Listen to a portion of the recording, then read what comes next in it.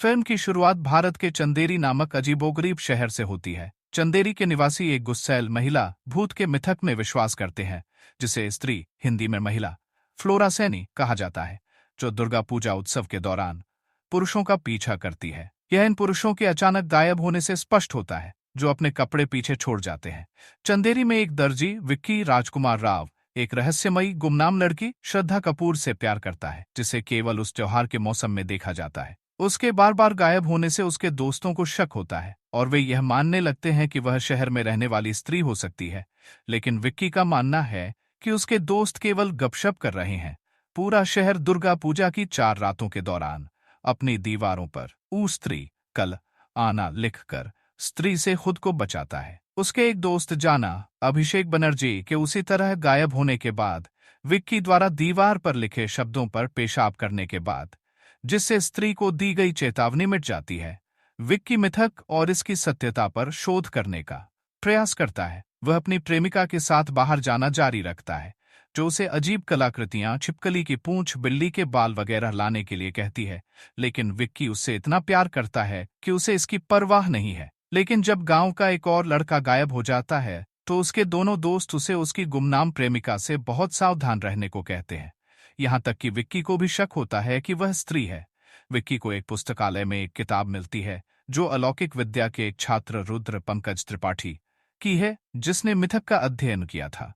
वह बताता है कि स्त्री ने बहुत पहले एक स्थानीय लड़के से शादी की थी, लेकिन यह एक अंतर्जातीय विवाह होने के कारण लड़के को मार डाला गया। इसलिए अब स्त्री अपना हनीमून पूरा करने के लिए सड़कों पर घूमती है। हालांकि किताब के कुछ पन्ने फटे हुए दिखाई देते हैं, लेकिन किताब में विक्की को एक जगह के रेखा चित्र दिखाई देते हैं। जाना ठीक हो जाता है, लेकिन वह असामान्य व्यवहार करने लगता है।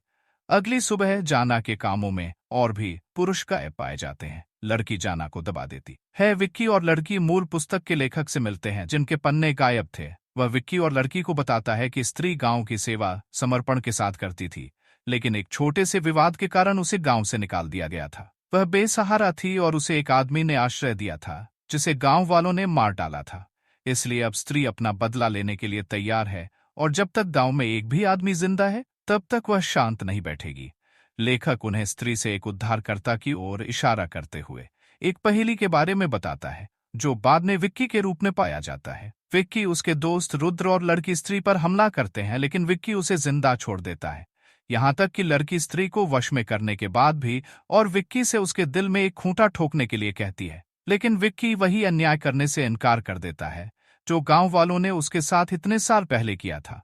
उसके जादुई बाल काटने के बाद, जिससे वह शक्तिहीन हो जाती है, उसकी रहस्यमयी प्रेमिका अगले दिन बस स्टेशन पर देखी जाती है, जहां विक्की उसका नाम पूछे बिना उसे विदा करता है। बस में सवार होने के दौरान लड़की के पास विक्की द्वारा स्त्री से काटे गए बाल होते हैं, जिन्हें वह अपने बालों के साथ रखती है, क्योंकि उसके बालों में एक चुड़ैल की सारी शक्तियां होती हैं। वह बस से गायब हो जाती है, जिससे पता चलता है कि वह एक और चुड़ैल हो सकती है। सरी अगले साल फिर से चंदेरी जाती है और शहर के प्रवेश द्वार पर उसकी मूर्ति को "ओ स्त्री, रक्षा करना", हिंदी में "हे स्त्री, हमारी रक्षा करो" शब्दों के साथ "ओ स्त्री कल आना" के बजाय पाती है, क्योंकि विक्की ने गांव में सभी को बताया था कि स्त्री हनीमून की तलाश में नहीं थी, बल्कि केवल प्यार और सम्मान की तलाश में थी।